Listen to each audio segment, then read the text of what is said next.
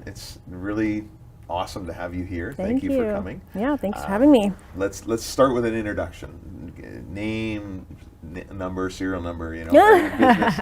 Tell me a little bit about yourself. Awesome. Okay, so yeah, my name is Bean Gill, but everybody calls me Bean. I am an entrepreneur. I am a public speaker and an advocate. And yeah, Reyu's been open for coming up on 5 years here, and it's been a very wild ride so far.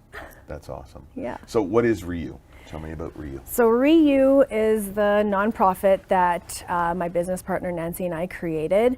It's officially called Reyu Paralysis Recovery Centre, where we use activity-based training to reconnect the brain to the body, retrain the nervous system, and redefine what's possible. That is so awesome. So maybe give me an example of what that might look like in reality. Maybe personal examples, possibly. Sure, yeah. I mean, the reason why we created Reyu was my own personal journey of recovery after I had a spinal cord injury in July of 2012.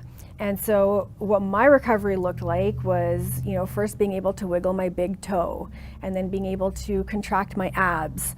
And slowly it started coming back. And then when I found activity-based training, my recovery just skyrocketed. And what that looks like now is I have almost complete control of my legs. I'm able to drive my car with my foot. My goal is to drive a standard, so I'm working on that. Nice. Love it. Yeah, and yeah, I can walk with a walker, have regained so much of my body, so much control, mobility, function, sensation, and most than anything, it's the confidence that it's given me. I can't imagine. That's incredible. Yeah. So, I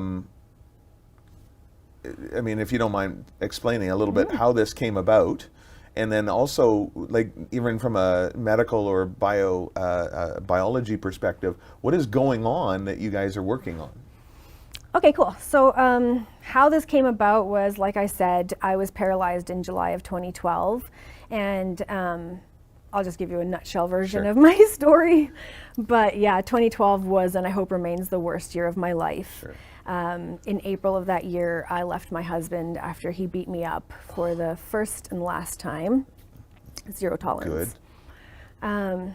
But it was hard, right? No doubt. And then in June of 2012, my dad left our family, and that was, decades in the making, but when it actually happens, it really hits you hard, right? And at that point in time, I was never able to talk about my feelings or emotions. I didn't know how to communicate. Everyone was telling me that I should go see a therapist or go see somebody to talk about things, but I thought I was healing myself by numbing myself and by sweeping everything under the rug and then exploding. And then 2 weeks after my dad had left, I was in Vegas for my friend's stagette, and it was Friday the 13th of all days. And, I went to the bathroom, I walked over to the window, opened the curtains, and saw that it was raining outside. And I remember thinking, that's so weird. When does it rain in Vegas? Yeah. Then I walked back to the bed, and that was the last time I walked on my own. I remember what the carpet felt like on the bottom of my feet. I remember getting into the bed with my right leg first, and as I laid down, I had the most excruciating pain I've ever felt in my low back. Pain lasted a few minutes, and then I wasn't able to move my right leg. And so as I lay there, I was trying to move both legs. Only my left leg was moving, and a couple of minutes later, it went prickly from my hip to my toes, kind of like a whoosh kind of motion. And I was left paralyzed from the waist down within 10 minutes. Crazy. Very. Shocking, and no doubt, just I can't even imagine the stuff going through your head. I was actually really calm because I'm an X-ray tech, right? So before I was paralyzed, I was an X-ray tech. Your critical thinking skills jump into play. I'm trying to think about anatomically what's happening inside my body. I hadn't fallen, I hadn't done any drugs, I wasn't, nothing was making sense as to why this would happen. Called 911 and then, went to the hospital, and then a whole whack of tests and everything, right? And my story is very long and complex, and if you want to hear the whole thing, it's on my podcast, Rambling with Reyu, awesome. In detail, episode 1. But yes, definitely flipped my life upside down. Didn't know if I had a future, what it was going to look like, and definitely did not think that I would be an entrepreneur. Okay, so that's awesome. For starters, thank you. I mean, this is such an incredible beginning to this, and it's just like, wow, right? Yeah. So, and okay, I want to get on. I want to go into that a little bit more. You said you never thought of yourself as an entrepreneur. No. So, tell me a little bit about when that started to turn, and what that kind of created in you. Yeah, sure. So, when that started to turn was when I was in California. And the year after I was paralyzed, I ended up in California at a spinal cord injury recovery center. And when I rolled into that place, that was the first time I felt normal. That was the first time I felt like I didn't have a disability. I felt like these are my people and this is my place. Wow. Music was bumping, the energy was so awesome and positive. People are high-fiving each other, and everyone's got a disability, right? And yeah, it just made me feel so like, wow, like this is where I belong. Yeah. And I remember that feeling, right? And during that trip is when my mom and I went and spoke to the CEO, and we left with franchise papers. Nice. And because that's how committed I was, and while I was down there, I met a few people from Alberta who had bought houses Wow. in Oceanside, California, just so they can access this therapy. Okay. So I was like, wow, like there's definitely something here, right? If people are willing to make that big of a move and that big of a commitment, something's here. And then I just saw it with my own recovery. In that first week, I saw more recovery than I did in the first year of doing physio here. It was insane, insane. And so that's when the first seed was planted in my head about opening a center here, but I just wasn't in the right headspace, and I wouldn't be in the right headspace for a few years. Okay. And so, tell me about that journey then. Like, I mean, obviously, almost then caught myself on something.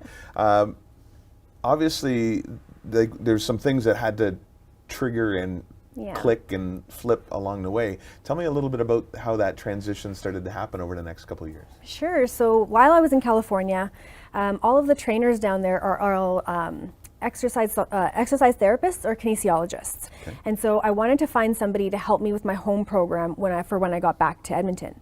And so I Googled kinesiology Edmonton, found the U of A faculty of kin, found some guy's email address, emailed him. I was like, I don't know if you're gonna help me or not, but this is who I am, this is what I'm looking for.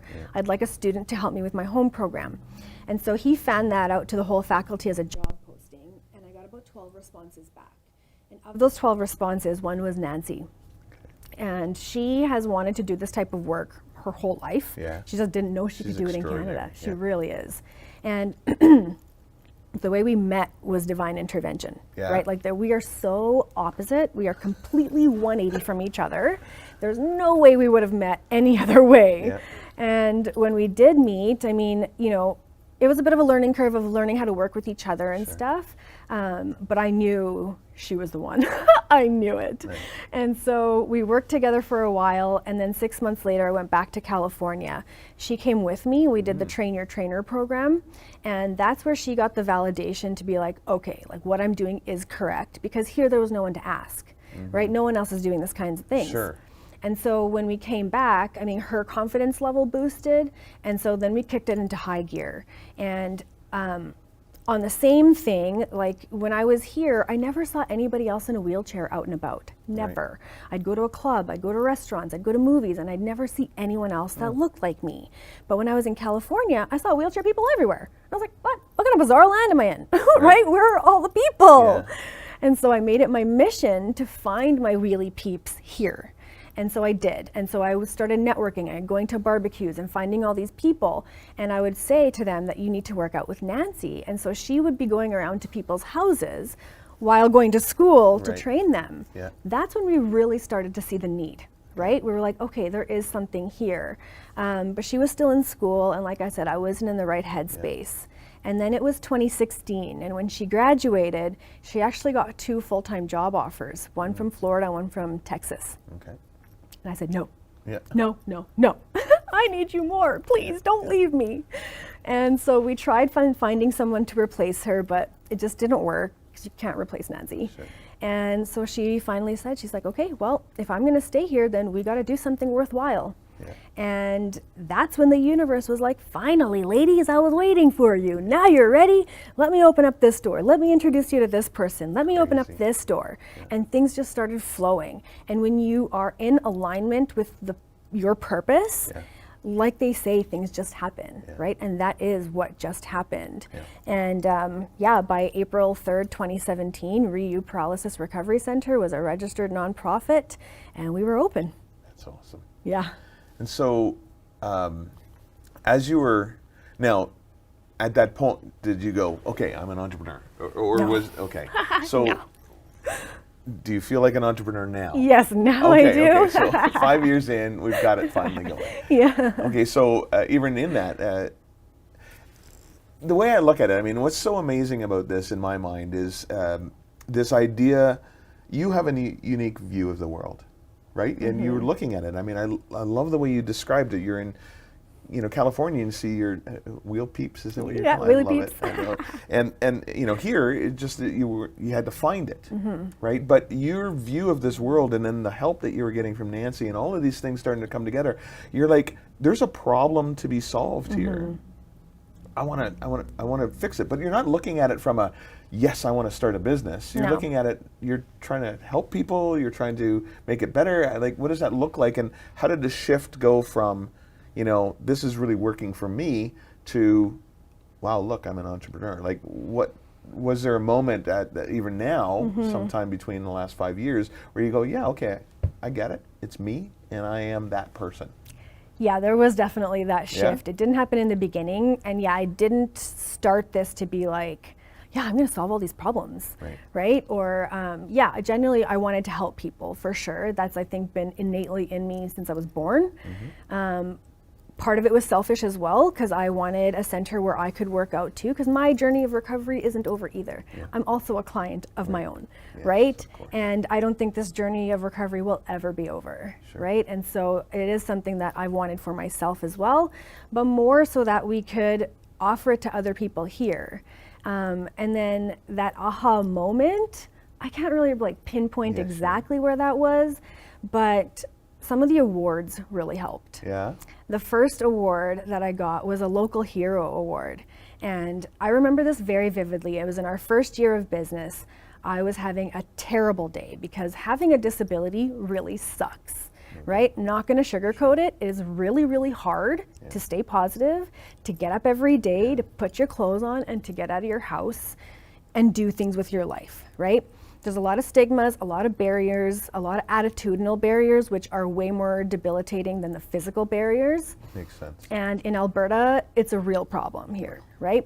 And so it's not easy. But the reason they did it is because I feel like I have to, right?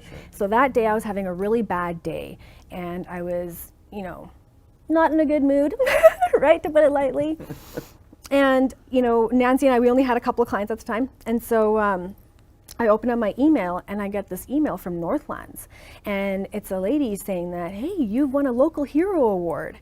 And you were nominated by this person. And it was somebody I had never met before. She wrote an essay about why I deserved to be a local hero. It was a 2-page essay. Crazy. And I've never met this girl. Yeah. And when they told me this, I was like, what? It just totally out of left field. And so they actually showed me the essay that was written about me, and I got to meet the girl who wrote it. And we got $1,000 towards any nonprofit. So obviously I chose Reyu, right? But that was like, whoa, people are noticing I'm doing something big here, right? That was kind of the first, oh my goodness, what are we doing here, right? And then in 2019, winning top 40 under 40, that was on my bucket list. Same with Global Women of Vision. That was a big one too. I've been a huge fan of Leslie McDonald since I was growing up because she was always on TV, and then to have her name on my phone when she was calling me, totally fangirled, right? I was like, oh my God, it's my time. That's so good. Right? And so I think it was really then that I was like, okay, you're actually doing something here, because we're so quick to minimize our achievements, right? And I think as North Americans, we're we're our biggest cynics. Especially Canadians. Yes, right? We're very humble to a fault, and we don't really give ourselves the praise that we deserve. But having these awards being given to me, that really opened my eyes to like, outside wow. validation. And, Yes.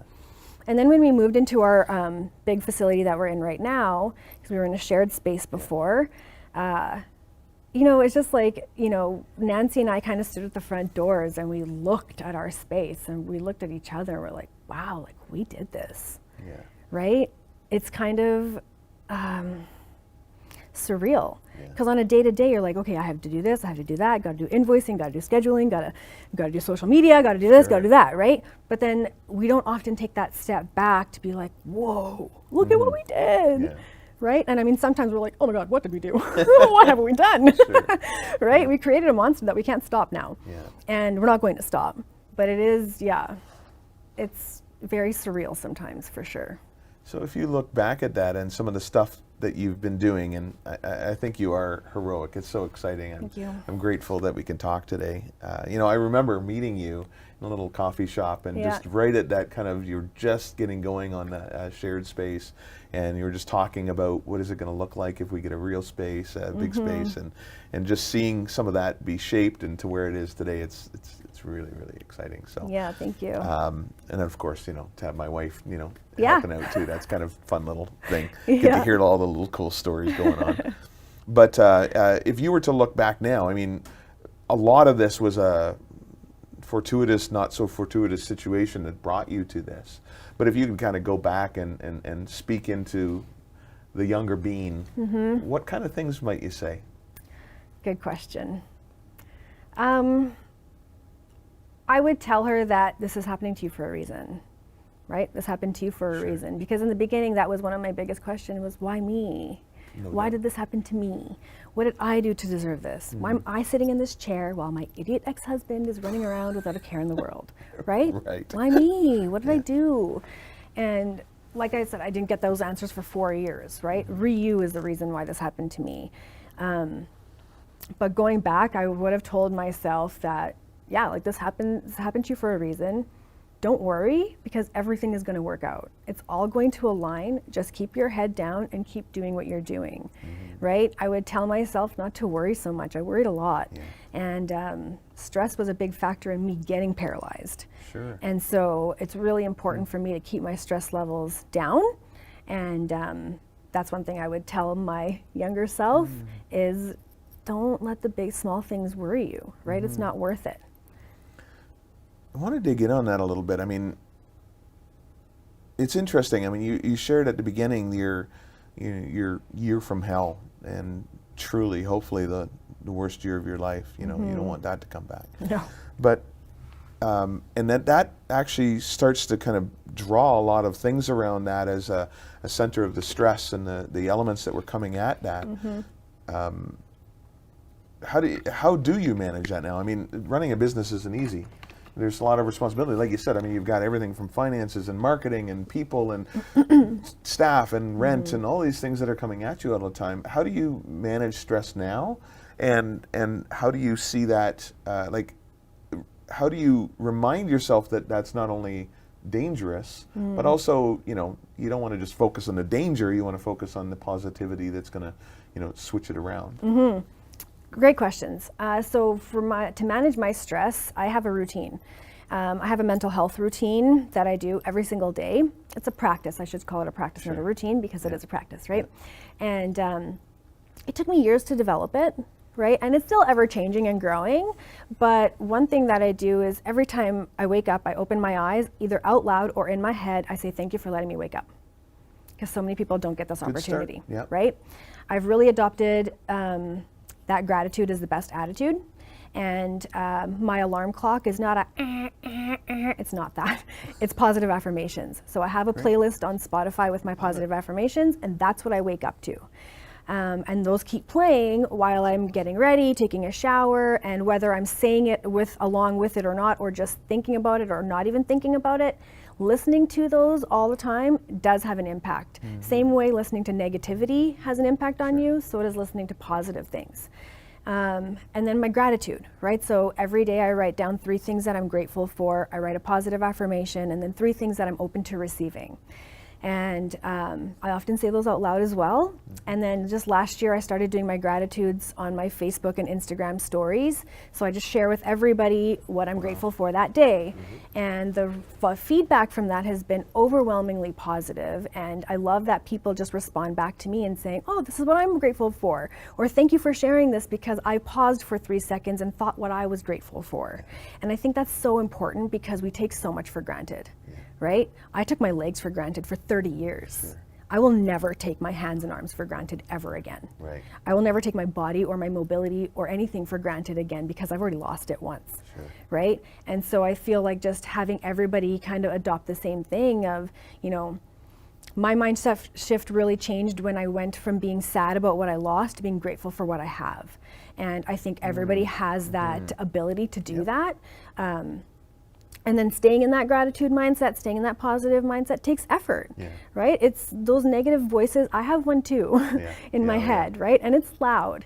And sometimes it takes over. But majority of the time, I have to work at it to keep it at bay. Right. So these are the things, the meditations, right? Journaling, moving your body, right? The act of moving your body really it releases endorphins, right? And so I'm not saying go for a run for 30 minutes, but like, you know, there's wheelchair running, right? And it's just this. And 30 seconds of that, and you're smiling, your heart rate's up, 30 seconds of dancing, your heart rate's up, right? So those are the kinds of things that I do to keep that mindset. Right. And then on my bad days, I have to work extra hard. Okay. Because I still have bad days too. Sure. Right? Everybody does. But you have to make sure that that routine is in place. And when I stop my routine or don't do it for more than 2 days, I start to notice an effect in my body. Stress will manifest itself physically if you don't release it, right? So talk to somebody, write it down, text it out, whatever you got to do, get those emotions out because they will start to fester in your body. So what I noticed when you said that, there was kind of two elements in my mind. There's the foundation, right? The thing that you do every day. You're taking that and creating this gratitude attitude that you know kind of lays out underneath the positivity, the things like that. And then as the stresses come, that you're dealing with them in different ways, writing them down, getting them out, talking to people, exercising, things like that. And so those are fantastic. Now, when it comes to going back to this idea of entrepreneurship, well, actually, okay, so we covered a little bit on where you came from. Now where? I mean, what do you want to do next? Like, what's buddy. You've got this idea and this thing, and it's helping people. Where is it going to go? Hopefully all over the world. Okay. My goal is to change the world. And oftentimes people laugh at me when I say that, but this is how I'm doing it, one mind at a time. Somebody's going to watch this and hopefully they'll have a different opinion of people with disabilities at the end of this, right? And so my goal is to, one, help as many people as we can. With Reyu, like I was telling you before, we have a course, an introduction to neuro exercise specialist. It's online, it's on our website, and we have offered it to anybody who wants to take it. And so then you can start providing those services to your clientele and say you live rurally, right? There's not a lot of people doing what we're doing. And so if we can teach a physiotherapist who lives rurally how to do it, so they can help so many more people. That's part of what we're doing. Our 5 to 10 year plan is to have our freestanding state-of-the-art facility. It's going to be the first building of its kind in Canada. It's going to be very technologically savvy, huge, it's kind of like a one-stop shop of anything that you would need. And alongside that, I would like to have a minimum of 40 units accessible housing. Accessible housing is a huge issue in our city. And so if we can build a building that has at least 40 units, we can sell half of them and the other half we can kind of like hotel style or Airbnb style, because we have a lot of people that come from out of town. We actually have a guy in Ghana, Africa, waiting for his visa to come so he can come to Reyu for 6 months. Isn't that crazy? It's amazing. Yeah. So like that's a big part of what we want to do. Again, changing the world, showing people that just because you have a neurologic condition doesn't mean you are worth less. You can live that successful life. You can live it. So, okay, so let's get, I want to talk a little bit about strategy for a second.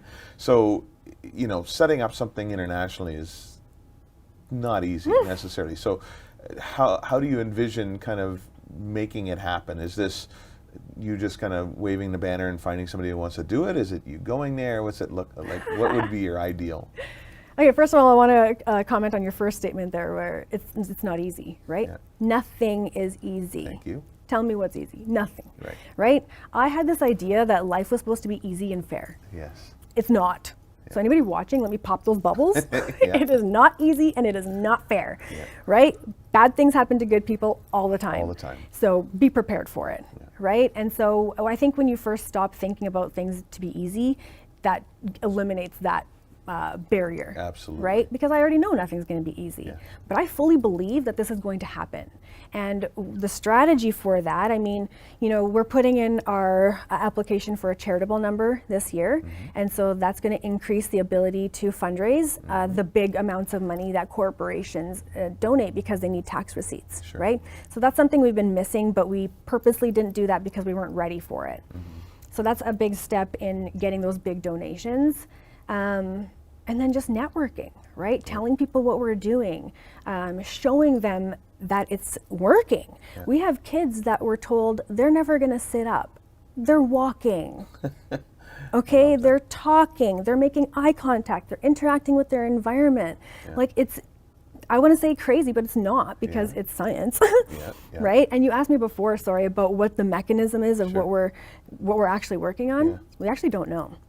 The researchers are doing that part. We just know it works. Right. We don't know how intrinsically this central nervous system is either rewiring itself, rerouting, regenerating. We aren't actually sure, but that doesn't matter because it's working. Right. Who cares? Like, right? It's getting done. Somebody else is working on that, so good. Please work on that. Please still fund them because we need to figure out those answers. But we just know this is working, so we're going to continue to do it.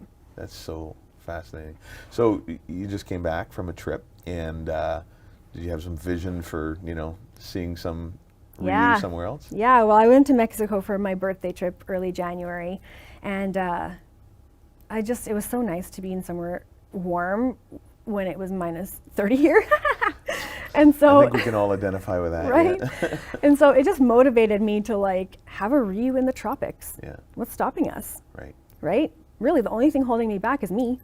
My limiting beliefs, and if I believe it can happen, I believe it can happen. And like I said before, statistically, wherever there's able-bodied people, there's going to be people with disabilities, statistically, right? And so the need will always be there. It's just the matter of, how do we get there, right? Well, how do we fund this? What kind of building do we need? What kind of staff do we need? Those logistical pieces, which I think are kind of the easy part. It's the money. We need money. Always.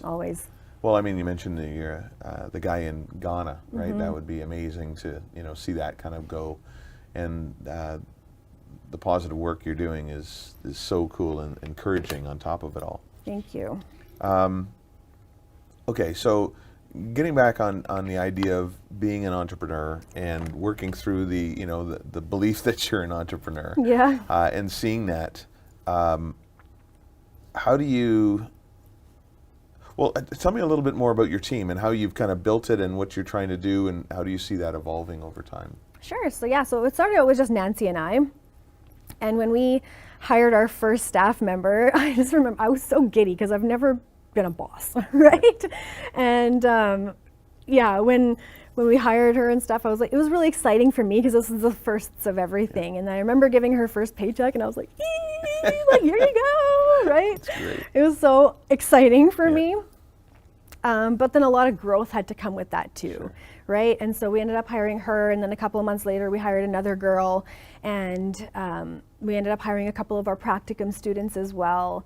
And so now we're at a team of 13 people, right? So we have myself, we have an event coordinator, Nancy, who's the lead neuro exercise specialist, and then a bunch of other neuro exercise specialists, simply because the demand has been out of control.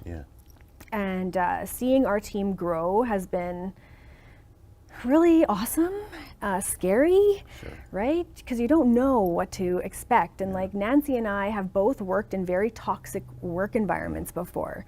And we both decided that Reyu will not be that. We want to be different employers. We actually care about our employees. We want to see them flourish. We want to support them to succeed, right? We would never try to sabotage anybody or, you know, when there is conflict, because that's normal. When you have different people and personalities, conflict will arise. But learning how to resolve that conflict in a healthy, mature manner, right?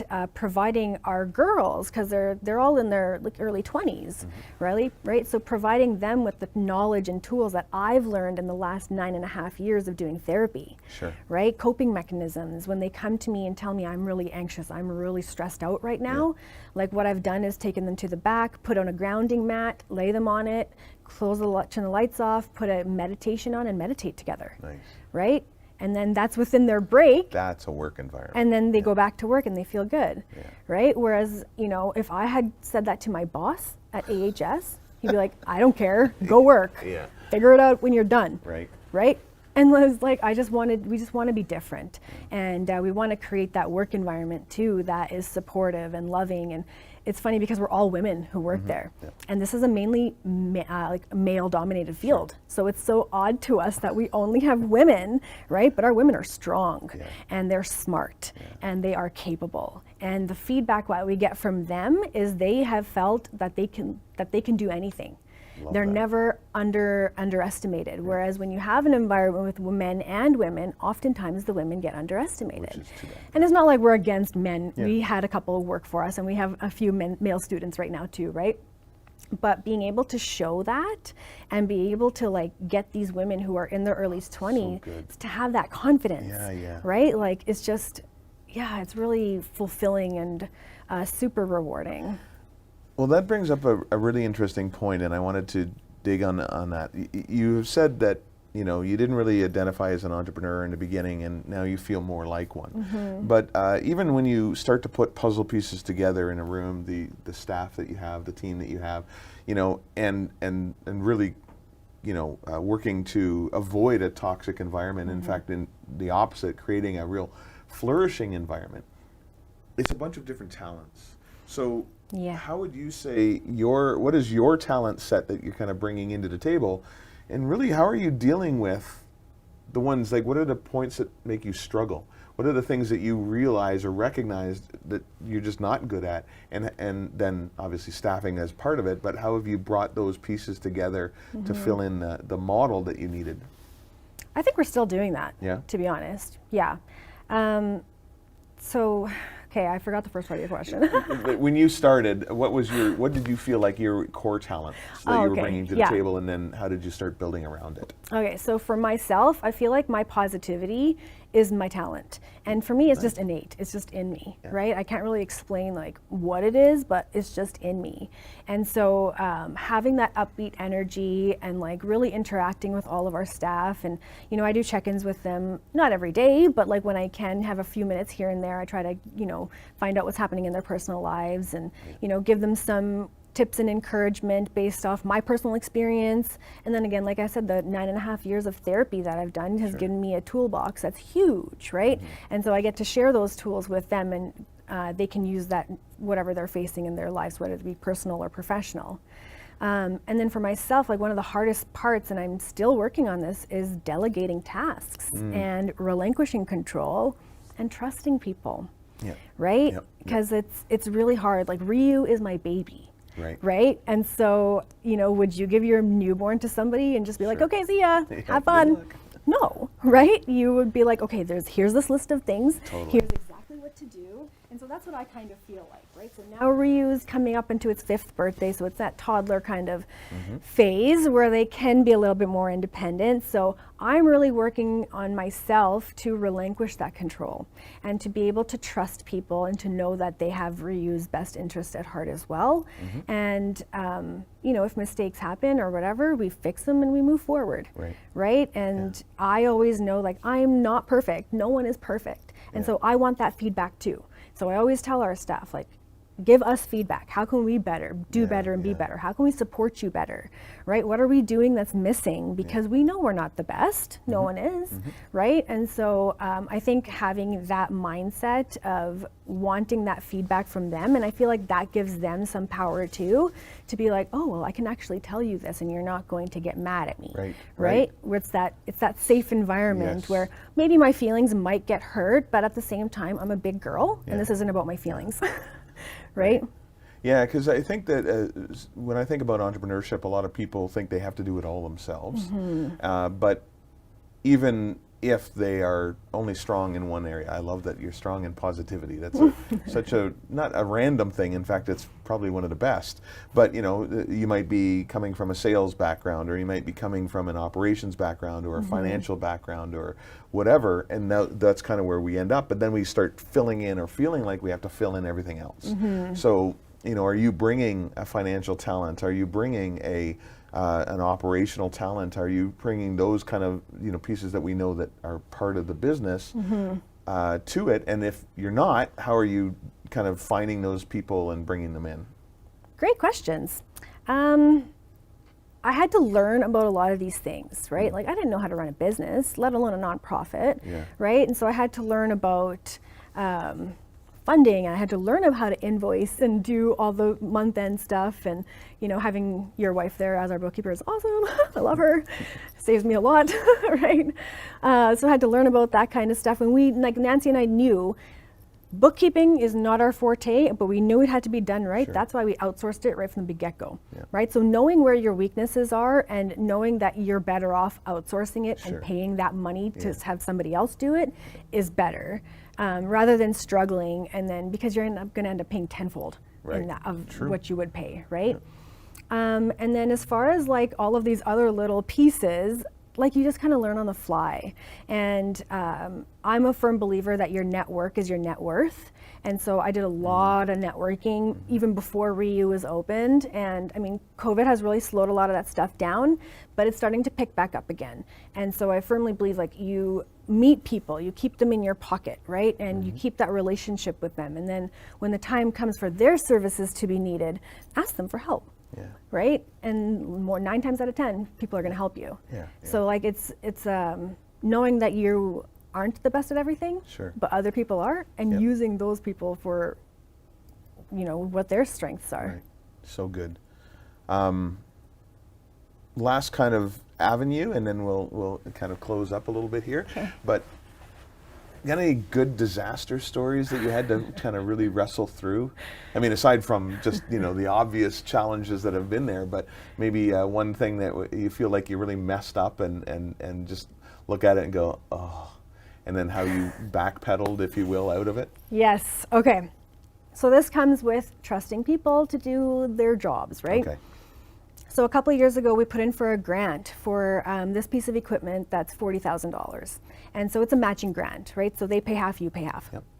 So it was a Government of Alberta grant, I believe. And so we applied for it, we sent the application in, whatever, and then you don't get a letter saying yay or nay until like months later, right? So it was, we applied in September and we got this answer in about January, February. Wow. The answer was no, because our organization has been dissolved. I was like, what? No, it didn't. I'm sitting in it. What's happening? So the legal firm that we had do our registration was set up as our registered mailing address. Right. And so our annual returns were going to them. And because we were their pro bono case, we kept getting bumped to the lowest level lawyer. And in that couple of years, we had like about 5 or 6 different lawyers on our case, right? And I think somewhere in that, those annual returns got lost and they did not get sent back. And so because the annual returns weren't being sent back, the CRA was like, oh, well, this company doesn't exist anymore. Oh, no. We're going to shut it down. Wow. So that was very stressful. And so I talked to a lawyer. I was like, what do we do, right? Are we even legally able to operate right now? Because we are. And so, it was just really just a bunch of paperwork. And so our lawyer had to, resurrect our, our organization. It cost us a lot of money. It's alive. Yeah, pretty much. Yeah. Doing compressions on our front door. Yeah. It was just, it was stressful, and it was like, oh my goodness, like how did this happen, right? So after that, Nancy and I, we started a spreadsheet of things that need to get done and the dates they need to get done by, and these are non-negotiables, very important things, right? So now we have that list. We return our own annual returns. We're back in control of that. And so then that kind of goes back to that, how do you trust people? Right? When things like this happen, and it's a law firm that's supposed to like have really good reputation and like, you know, they do good work, but how do you trust people? So yeah, that was a big conundrum that happened. Well, it's really interesting. There's so many moving parts, and I mean, how's your joy level in general now as an entrepreneur? Oh, it's great. I Yeah? could never work for anybody else. Right. Yeah, never. And so it's even though you didn't identify it in the beginning, you're Yeah. now like, I love this. Yeah, definitely, for sure. It's hard, right? Yes, It's of stressful course. at times, for sure. But at what the isn't? What isn't? Yeah, exactly, right? Like working at the hospital, that was also stressful and hard, and asking somebody for time off and asking somebody, hey, I have a doctor's appointment, can I have this time off? Where now I don't have that, I just have to share it with my team, like this is where I'm gonna be, still reachable, right? And but still have that freedom to live my life, because like I said, my journey's not over. I have a lot of medical appointments still, right? To keep this body functioning, I have to take care of it. And having a job and being an employee of somebody else, I don't think I would have that leeway to do all the things that I'm doing for myself as well. Right. So, new person sticking up their idea, going, hey, I wonder. What would you say to encourage them or get them off on the right path? What kind of things could you inspire them with? I would start. Or caution them. Well, yeah. One or the other, both. I would start by saying keep wondering. Yeah. Keep Okay. wondering. I love right? that. Don't ever stop wondering. Yeah. Because when we stop wondering, that's a stop of innovation. Thank right? you. So good. Yeah, so always wonder. And it's funny because my sister, my little sister, always used to ask questions, and my dad would tell her, stop wondering. Right? Because she would ask so many questions. But I would tell people to continue to wonder. And then do some research. Right? Who else? Is there anybody else doing what you're doing? Start following them.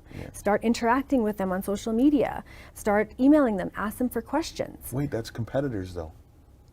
Yeah, but don't you want to know what your competitors are doing? Thank you. Right? Of course. And see how I see things as other centers like mine. I don't see them as competition. I see them as allies. Yes. Right? Because in our business, I just feel like there's so many people to help.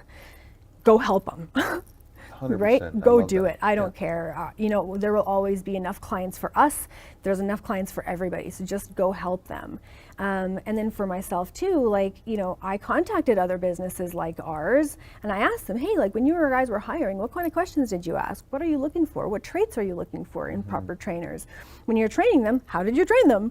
Right? And people were very forthcoming because, I mean, we're in Edmonton, and the people I was asking were in California. So I'm not stealing your clients, right? And all of us in this business have that same kind of attitude where we just want to help people. Sure. And I think a lot of other businesses are like that too, because when a lot of entrepreneurs open their businesses, they're in the same boat, right? And they genuinely usually want to help. Yeah. I'm sure there's people out there that don't, Of and course. that's fine. But I think most people do.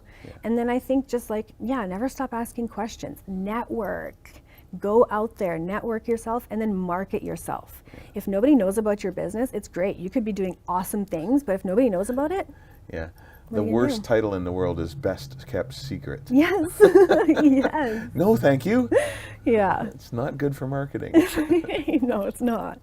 Well, that's awesome. Yeah. Well, where do we reach you? How do we find out about you? Tell the world how to make sure they know the great work you're doing. Sure, yeah. So we are our website is www.reyu.ca, reyu.ca. From there, you can find our contact information. We're on social media. My personal Instagram is Brandzoid or Reyu PRC. We're on Facebook as well under Reyu Paralysis Recovery Centre. My email and phone number is everywhere. It's not private at all. Bean@reyu.ca is my email. And yeah, I'm open to talking to anybody about really anything. You've been great for that. Thanks. This is great, Bean. I'm so grateful for your time today and having you come out. And not only a breath of fresh air, but just so encouraging Thank to you. learn and watch and see. And I actually am fascinated with this idea of no entrepreneur to entrepreneur and what that means. I mean, really, this is what the stories I'm trying to get out is, Yeah. is everybody can be an entrepreneur. Yeah. Even sometimes if they don't want to be, it's just this opportunity to go and make the world a better place. Yeah, for sure. And see yourself for the boss that you are. Yeah, Right? love that. Yeah. Well, thanks again for coming. You're welcome. Thank you for having me. You bet.